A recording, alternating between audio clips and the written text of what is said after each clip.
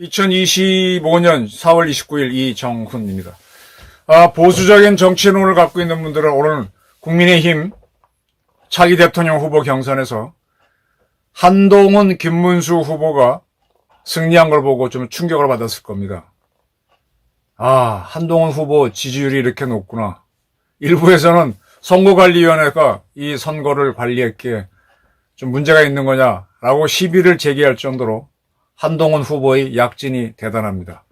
이제 5월 3일 날 국힘당은 자기 당 대통령 후보를 확정짓는데 이 경선에서 김문수 후보가 이긴다는 보장이 없습니다.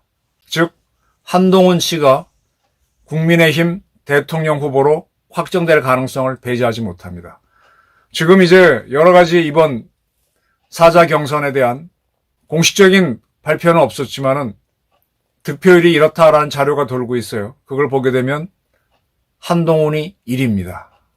흥미로운 거는 그 자료에 따르면 3위를 한 사람은 홍준표인데 2위를 한 김문수하고 3위를 한 홍준표의 후보의 득표율을 더해도 한동훈 후보가 높다는 사실입니다. 때문에 결선에 들어가서 탄핵에 찬성했던 안철수 후보가 한동훈 후보를 지지하게 되면 한 후보는 당선된다는 거죠.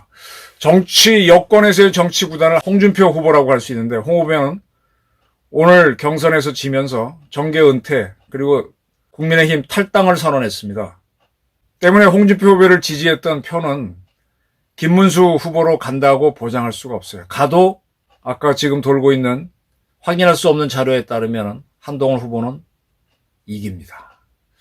자, 이렇게 해서 만약에 지금 이제 보수적인 관점을 견지하는 사람들의 의견은 국힘당에서 보수적인 후보가 결정되고 그 후보하고 그 보수적 후보라는 거는 탄핵에 반대했던 사람이죠. 김문수나 홍준표 중에서 누가 하나가 되고 그 사람이 한독수와의 경쟁에서 한독수 후보가 이겨서 이제 범 보수 후보로 이재명과 경쟁하기를 원하는데 지금 이 추세로 가게 되면 5월 3일 국힘 최종 경선에서 한동훈 후보가 이기고 그 다음에 있을 것으로 추정되는 한독수와의 경쟁에서 한동훈이 이길 수도 있다는 것을 배제하지 못합니다. 그렇게 되면 이제 범보수 세력이 이재명 당선을 막기 위해서 설정했던 시나리오가 무너지는 거죠. 물론 이런 경우도 있습니다. 한동훈 후보가 국민의힘 후보로 확정되고 난 다음에 나는 이번 대선에 출마하지 않겠다.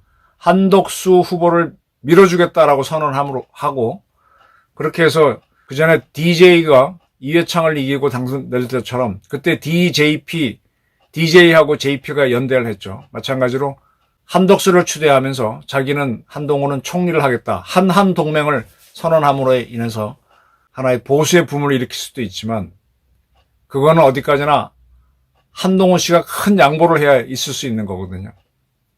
한동훈 씨가 국민의힘 대통령 후보로 확정돼서 한독수 후보마저 이길 수 있다. 이겨버린다. 그렇게 해서 이재명과 붙으면 어떻게 되겠느냐. 탄핵을 찬성한 입장, 계엄은 안 된다는 입장을 견지했기 때문에 저는 이재명 후보가 당선될 가능성이 매우 높아진다라고 봅니다. 정치가 생물이니까 하나도 어떻게 돌아갈지 예측할 수가 없어요. 그래서 저는 여론조사를 보면서 이런 것이 예측이 됐기 때문에 이번 사자 경선에서 김문수, 그러니까 반탄핵을 했던 김문수 후보하고 홍준표 후보가 단일화를 해서 둘 중에서 지지율이 적은 쪽이 홍준표로 봤거든요. 사퇴를 해서 김홍 단일화를 해서 이 사자 경선에서 50%를 얻어버리면은 그거 자체로 끝이잖아요. 2자 경선이 없잖아요. 그렇게 해야 된다는 주장을 했었습니다만은 뭐 받아주는 경우는 없었고 받아줄 리도 없고 결론적으로 해보니까 홍준표가 탈락, 한동훈, 김문수 살아남았습니다. 근데 지금 추세를 보게 되면 한동훈이 워낙 좋기 때문에 한동훈 씨가 2자 경선에서 또 이긴다. 이렇게 되면은 지금 뭐 반탄핵에 섰던 세력이 보수의 주력인데 찬탄핵을 한 사람이 범보수의 대통령 후보가 될 수 있는 가능성을 배제하지 못하게 됐습니다. 자, 이런 상황에서 뭐를 이제는 희망 고문만 남아있는 것 같아요.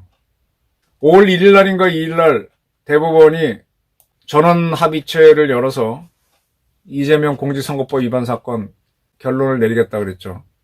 5월 1일. 그러면 5월 1일 날 만약에 전원 합의체에서 이재명에 대해서 원심 확정, 그러면 이재명 후보는 무죄가 됩니다. 원심 파기라고 하게 되면 고등법원에서 다시 판결을 해서 다시 판결을 하게 되죠. 지금 대한민국의 정치적 혼란을 줄이려면 원심 파기를 할 가능성이 매우 높죠. 근데 저는 서울고법에서 지난번 무죄를 한 걸 보면서 제 생각은 이래요. 김문기를 모른다고 한 거, 그거는 TV 토론에서 상대가 막 공박을 하니까 나는 모른다 라고 방어적 차원에서 한 거, 이재명 씨가. 그거는 허위사실을 유포하기보다는 자기 방어 차원에서 한 거다. 허위사실은 가짜 사실을 막 자기 살기 위해서 유포를 한 게 허위사실 유포죄인데, 그거는 그런 게 아니라 자기 방어에서 한 거니까 무죄를 준다. 서울고등법원의 판단에 대해서는 그럴 수도 있다고 봅니다.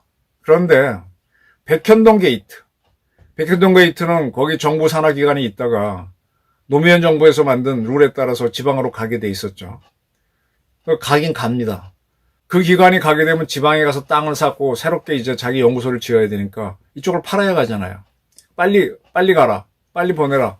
그 당시에 정부 입장은 법적으로 그게 돼 있으니까 빨리 가라는 입장이었죠. 국토부가 빨리 가라 그랬습니다. 근데 그게 압력인가요? 그거는 그 가덕도 신공항 특별법처럼 법으로 만들어 놓은 거니까 국토부가 하라 그런 거잖아요. 근데 그렇게 해서 보낸 걸 압력으로 이해를 해서 거기를 뭔가 누가 사서 개발해야만 돈이 나오니까 그걸 하기 위해서 형질 변경을 4단계나 올려줬다. 이게 특혜라는 건데 고등법원은 그건 특혜가 아니다.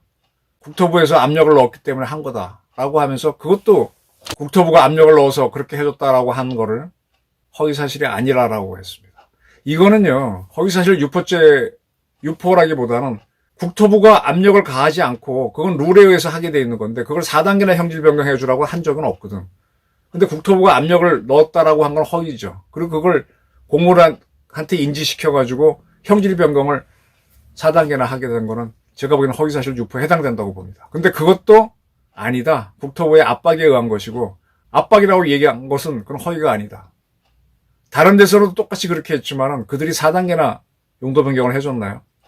그래서 2심이 문제가 있다고 봅니다. 근데 이거를 원심 파기를 하게 되면 혼란이 일어나니까 지난번 헌재처럼 전원일치로 원심 확정을 해줄 가능성이 있죠. 그럼 이재명 씨는 날개를 답니다. 그리고 5월 3일 날 한동훈 씨가 국민의힘 대통령 후보로 확정된다면 저는 한덕수 후보는 범보수 후보로 나서는 걸 멈추고 나 안 나가 라고 그냥 이번 선거나 관리할게 라고 하면서 한동훈 대 이재명 선거가 확정될 수도 있고요. 또 한동훈 후보하고 한덕수 후보가 경쟁을 해서 한덕수가 이길 수도 있지만 거기서 한동훈이 이길 가능성도 배제 못합니다. 이런 구도가 된다면은 보수가 이기기는 어렵죠. 이렇게 되면은 이준석이나 이낙연이나 그다음에 정세균, 김부겸 이런 사람들의 보수 단일화도 어려워질 것이고 참 어렵게 됐습니다. 제일 좋은 거는 빨리 정치적인 판단을 해서 김문수, 홍준표 단일화했는데 그걸 실기하고 다 뚝이 무너지는 느낌이 듭니다.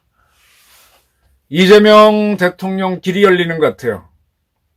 그래도 이게 자칫하면은 이 보수가 이긴 대통령 선거 60에서 가장 크게 이긴 거는 이명박 후보가 정동영 후보를 500몇십만 표로 이긴 게 가장 크게 이긴 거죠. 그런데 그 이후에 박근혜 탄핵 이후에 문재인 후보가 보수의 홍준표 후보를 거의 600만 표 차이로 이긴 적이 있어요. 진보가 더 많이 이겼는데 어쩌면 이번에 거의 그와 유사한 500만 표 내외의 차이로 이재명 씨가 당선될 가능성이 높습니다. 보수는 상당히 와해될 가능성이 있죠. 국회도 이미 3분의 2 가까이 범야당이 장악했는데 대통령까지 가져가면 어찌 되겠느냐. 결국은 이걸 잡아줄 거는 국민들인데, 국민들이 윤 대통령 계엄에 대해서 그 실망에 대한 거에 몰두한다면은 완벽한 이재명의 길을 열어주는 것이고, 그래도 그건 아니지 하게 되면은 아슬아슬하게 보수가 이겨볼 수 있는데 가능성은 적다고 봅니다. 자, 한동훈이 떠오르면서 보수는 죽는다. 저는 이런 예측을 하는 바입니다. 이 예측에 대해서 동의하고 안 하고 듣기 싫다, 좋다 이건 필요가 없는 것 같아요. 이걸 하나의 트렌드로 보고 각자가 필승의 전략이 무엇인지는 생각해 보시라는 겁니다. 듣기 싫어라는 방향으로는 방법이 없죠. 제가 김홍 단일화를 이야기했을 때도 사람들이 되게 안 들으려고 그랬거든요. 근데 지나고 난 다음에는 뭐 아차하는 거죠. 한동훈 국민의힘 대통령 후보 가능성이 매우 높아졌습니다. 한독수는 그만큼 축소됩니다. 보수가 이번 대통령 선거에서 이길 가능성은 애초부터 적었지만 점점 더 그게 현실화되는 길로 가는 것 같다. 보수의 위기, 이런 판단을 저는 해봤습니다. 감사합니다.